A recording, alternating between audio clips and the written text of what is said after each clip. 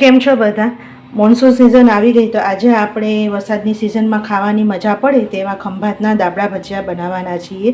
એના ભજીયાની સ્પેશિયલ મસાલો છે એ આપણે તૈયાર કરશું. એના મસાલો બનાવવા માટે 1 કપ ભાવનગરી ગાંઠિયા લીધા છે. તમે કોઈ પણ ગાંઠિયા લઈ શકો, તમે રતલામી સેવ પણ લઈ શકો, બરાબર છે. હવે મોટી 10 કળી જેટલી લસણ છે, 1 ચમચી ધાણા છે, 8 થી 10 મરી છે અને 2 લવિંગ છે, એ નાખવાનું છે. સાથે આપણે થોડાક સૂકા મસાલા કરવાના છે, તો આપણે સૂકા મસાલા પણ કરી લેશું. તો સાથે આપણે હિંગ નાખશું ચપટી. હવે આ મસાલો થોડોક તીખો હોય તો સારો લાગે, પણ તમારે કેટલું તીખું ખાવ ને એ પ્રમાણે મરચું નાખવાનું. તો અત્યારે હું 2 ચમચી કાશ્મીરી મરચું નાખું છું. તમારે તીખું ખાતા હોય તો એ પ્રમાણે તીખું મરચું નાખવાનું, બરાબર છે.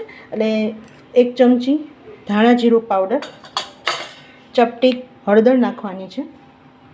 બહુ જ થોડુંક મીઠું નાખવાનું છે, કારણ કે મીઠું ઓલરેડી ગાંઠિયામાં આપણે હોય જ, એટલે તમારે મીઠું ખાસ સંભાળી નાખવું. જો તમારે છેલ્લે ટેસ્ટ કરીને નાખવું હોય તો નાખી શકો, એટલે મીઠું બહુ વિચારીને નાખવાનું. અડધી ચમચી જેવો ગરમ મસાલો.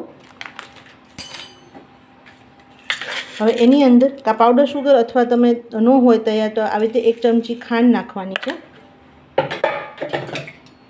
અને 1 લીંબુનો આવી રીતે જ્યુસ નાખવાનો છે, જેના હિસાબે એમાં એક પ્રકારનું બાઇન્ડિંગ આવશે.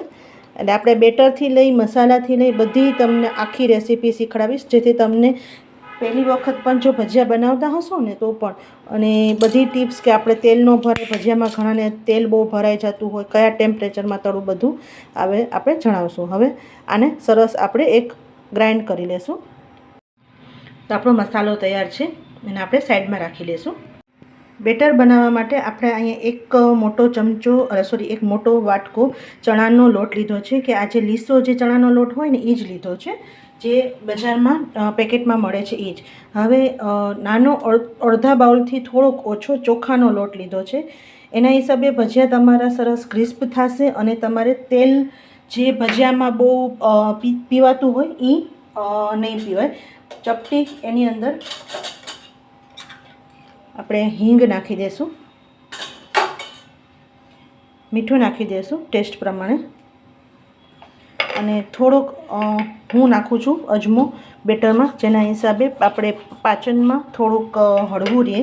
અને આવી રીતે થોડોક અડધી ચમચી જેવો હાથમાં આવી રીતે લઈ અને સરસ બધું મિક્સ કરી દેવાનું. હવે પહેલાં સરસ બધું આપણે મિક્સ કરી દઈશું, અને થોડું પાણી નાખી એક મીડિયમ થિકનેસવાળું બેટર બનાવવાનું છે. હવે બહુ જો જાડું બનાવીએ ને તો બહારનું લેયર ક્રિસ્પ ન થાય, અને બહુ પતલું લેયર બનાવીએ ને તો ઉપર કોટિંગ ન થાય. એટલે મીડિયમ થિકનેસવાળું તમારે બેટર બનાવવાનું રહેશે. એટલે થોડું પાણી નાખી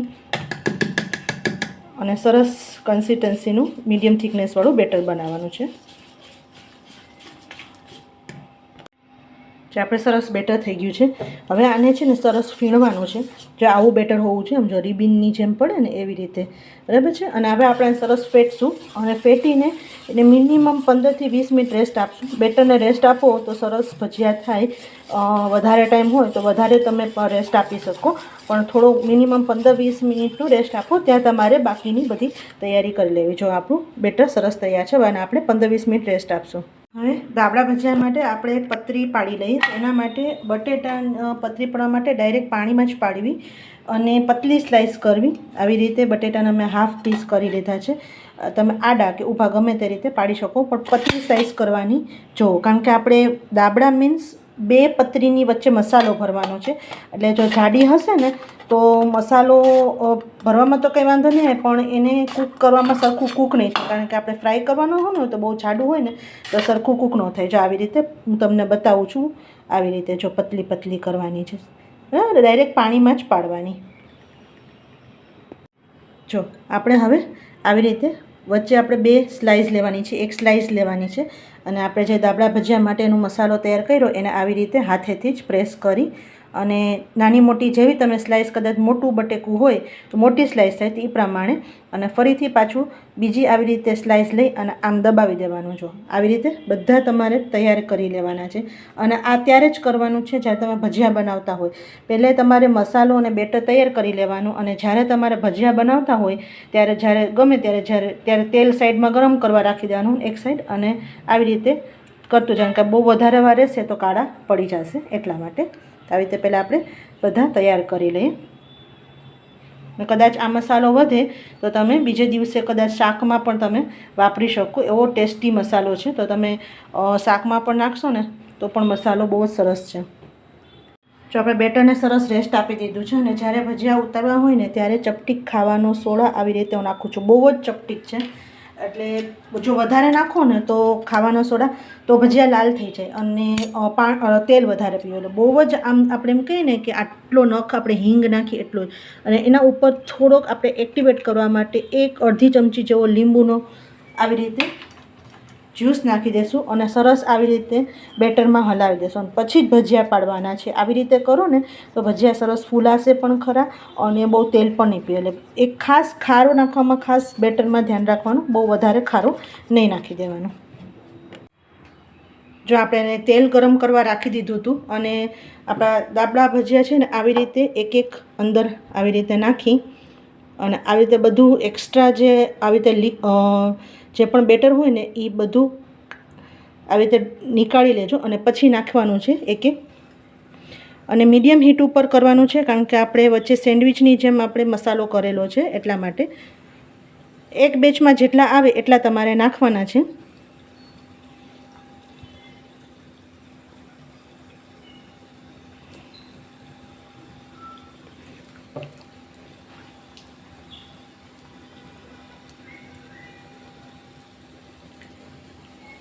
અને હવે ઉપરનો આવે ત્યાં સુધી એને મેળે થવા દેજો અને મીડિયમ હીટ ઉપર કરવાના છે, બહુ ફાસ્ટ ગેસ ઉપર બિલકુલ નથી કરવાના. જે આવી રીતે ઉપર આવે ને એટલે પલટાવી દેવાનું અને તમને દેખાશે પણ ખરા કે ફૂલે પણ સરસ. ધીમે ધીમે એને પલટાવી દેવાનું અને મીડિયમ હીટ ઉપર કરવાનું. બહુ ફાસ્ટ ગેસે પણ નહીં કરવાનું કારણ કે આપણે તો અંદરના બટેટા સરખા પાકશે નહીં એટલા માટે. અને બહુ ધીમા ગેસે પણ નહીં કરવાનું. એક વખત તેલ મીડિયમ હીટ ઉપર સરસ ગરમ થઈ જાય એટલે મીડિયમ હીટ ઉપર જ ભજીયા કરવાના. હરેક ભજીયાનું પોતાનું એક ટેમ્પરેચર હોય. જ્યારે તમે આવા પતલા જો આવી રીતે દાબડા ભજીયા જ્યારે કરતા હોય ને ત્યારે મીડિયમ હીટ ઉપર જ કરવાનું કારણ કે બટેટાની પતરી કાચી રહે છે એટલા માટે. થોડી વારે બે સાઈડ પલટતા રહેજો અને જ્યારે ભજીયા બનશે ને ત્યારે સુગંધ પણ બહુ સરસ આવે છે. જો આવી રીતે કારણ કે આપણે આવી રીતે પલટીએ ને તો બે સાઈડની જે ચિપ્સ હોય ને એ સરસ કૂક થાય એટલા માટે. જો આપણા ભજીયા રેડી થઈ ગયા છે અને આપણે કાઢી લઈએ અને તમને હું અવાજ ઉપરથી તમને બતાવું કે કેવા ભજીયા બન્યા છે. તો આપણે ડાયરેક્ટ આપણે સર્વિંગ પ્લેટમાં લેશું બિલકુલ કોરા, જરાય પણ તેલ નથી. તમે જોઈ શકો છો કે જરાય જો તેલ હાથમાં નહીં આવે. તો તમને અવાજ ઉપરથી પણ ખ્યાલ આવી જશે કે કેટલા સરસ ભજીયા થયા છે. જો તો તૈયાર છે આપણા ખંભાતના સ્પેશિયલ દાબડા ભજીયા ચટણી સાથે સર્વ કરેલી. અને વરસાદમાં સિઝનમાં એક વખત ચોક્કસ ટ્રાય કરજો. ગમ્યું હોય તો લાઇક શેર સબસ્ક્રાઈબ કરી દેજો. આવજો.